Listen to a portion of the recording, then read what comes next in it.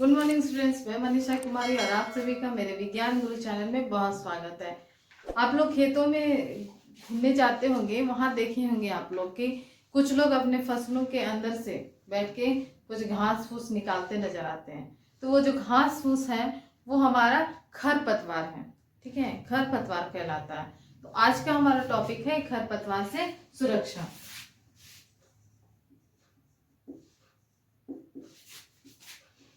खरपतवार से सुरक्षा। बोलचाल की भाषा में हमने आपको बता दिया कि घास फूस को खरपतवार कहते हैं, लेकिन इसका पूरा अच्छे से जान लेते हैं कि वो पेड़ पौधे जो फसलों के साथ साथ हमारे खेतों में प्राकृतिक रूप से अपने आप उग जाते हैं, अवांछित तरीके से उग जाते हैं, उन्हें खरपतवार कहते हैं। बिन बुलाए मेहमान की तरह, हमने उसे बुलाया ही नहीं, वो अपने आप चले आए। तो उस तरीके से ये खरपतवार अपने आप भी उग जाते हैं। और खरपतवार को जो हटाने की विधि होती है, लोग बैठ के हाथों से उखाड़ उखाड़ के हटाते हैं या फिर कुछ औजार की सहायता से हटाते हैं, तो वो विधि जो होती है उसको निराई बोलते हैं। ठीक है, विधि को निराई बोलते हैं। तो खरपतवार हटाने की विधि को निराई कहते हैं। क्लियर है? खरपतवार से हमारा बहुत सारा नुकसान होता है। ठीक है, यहाँ पे हम बिंदु लिख दी हूँ, ये सारे पे हम लोग डिस्कस करेंगे। खरपतवार से नुकसान हम पहले जान लेते हैं कि इनसे क्या क्या नुकसान होता है। इसमें होता क्या है कि हम लोग पे फसलों को लगाएं, एक तो बिन बुलाए मेहमान की तरह अपने आप हमारे फसलों के साथ ही उग जाते हैं ना। इसे हम नहीं चाहते हैं फिर भी हो जाते हैं, उसी को अवांछित पौधे बोलते हैं। जिसको ना चाहते हुए भी वो अपने आप ही उग जाते हैं, वो अवांछित पौधे कहलाते हैं। क्लियर है? ये क्या करते हैं खरपतवार कि हमारा जो फसल है उसमें जो भी हम लोग पोषक तत्व डाल रहे हैं, वो पोषक तत्व, प्रकाश, सूर्य का प्रकाश, वो सारा ले लेता है। तो जितना परसेंट हमारे फसलों को चाहिए उसका आधा परसेंट तो खरपतवार ले रहे हैं। तो हमारे फसलों में उसकी कमी हो जाती है, जिसकी वजह से थोड़ा सा फसल की उपज में या उसकी वृद्धि में कमी रह जाती है। उसके बाद क्या है कि वो फसलों का अंतराल है, उसके बीच का जगह जो है वो भर देता है। तो जगह की कमी भी कर देते हैं, एकदम एक दूसरे से सट सट के ही हो जाएंगे, तो जंगल झाड़ की तरह पूरा खेत को भर देते हैं। वो भी एक तरीके का नुकसान है।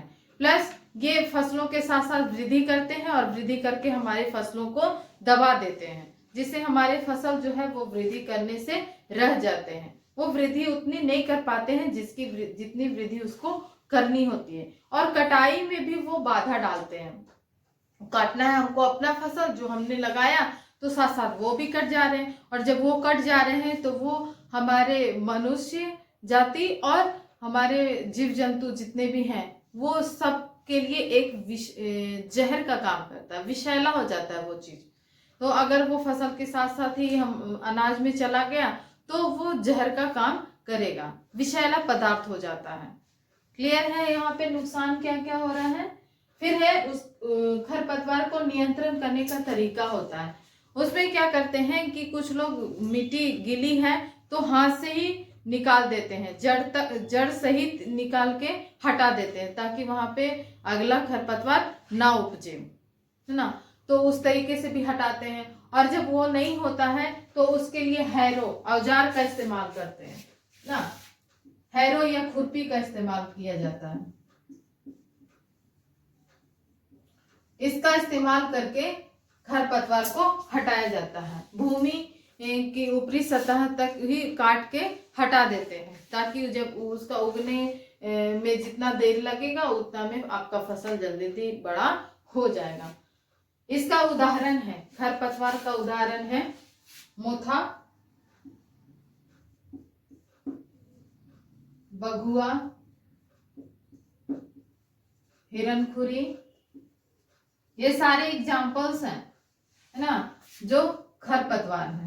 यही वो पेड़ पौधे हैं जो हमारे फसलों को नुकसान पहुंचाते हैं।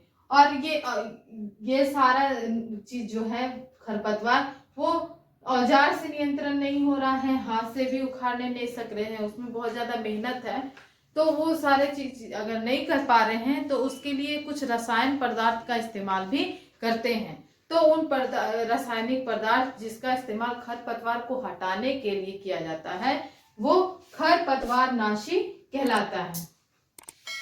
समझ में आया?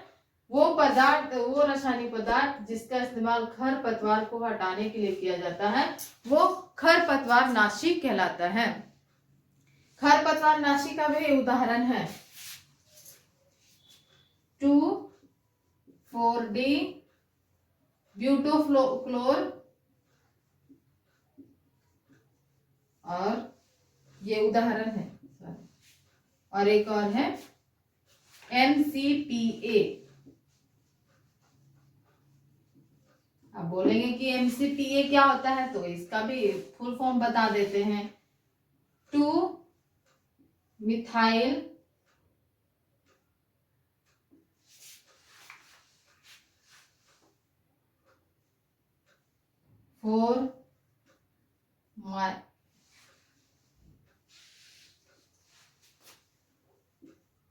क्लोरोफेनोएसिटिक एसिड।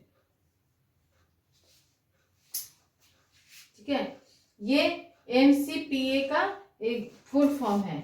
M से आपका मिथाइल हो जा रहा है, C से क्लोरो, P से फेनोएसिटिक और A से एसिड। ये खरपतवार नाशी के एग्जाम्पल हैं, उदाहरण है।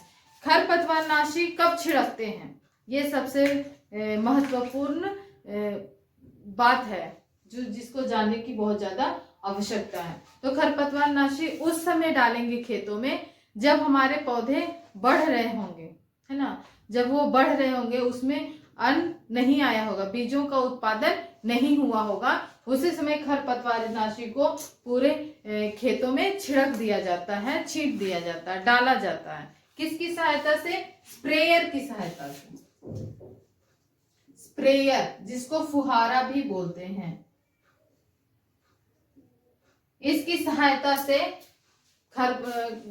खरपतवार नाशी को खेतों में डाला जाता है। उसमें क्या है कि ये सारा चीज 2,4-D, ये जो भी उदाहरण है, इसको जल में आवश्यकता अनुसार मिला दिया जाता है और स्प्रेयर की सहायता से उसको खेतों में डालते हैं। आप लोग देखे होंगे कि जो किसान है वो सिलेंडर एक टांग लेते हैं अपना पीठ में, और आगे में स्प्रेयर वाला आगे का भाग है उसको पकड़ के फुसफुस पूरा खेत में छिड़ते रहते हैं। जस्ट जैसे आप लोग अपने बॉडी में डालते हैं ना स्प्रे, ठीक उसी तरीके से खेतों को भी स्प्रेयर की सहायता से ये सारा चीज डाला जाता है। उससे हमारी फसलों को कोई नुकसान नहीं होता है, लेकिन खरपतवार नाशी की मृत्यु हो जाएगी।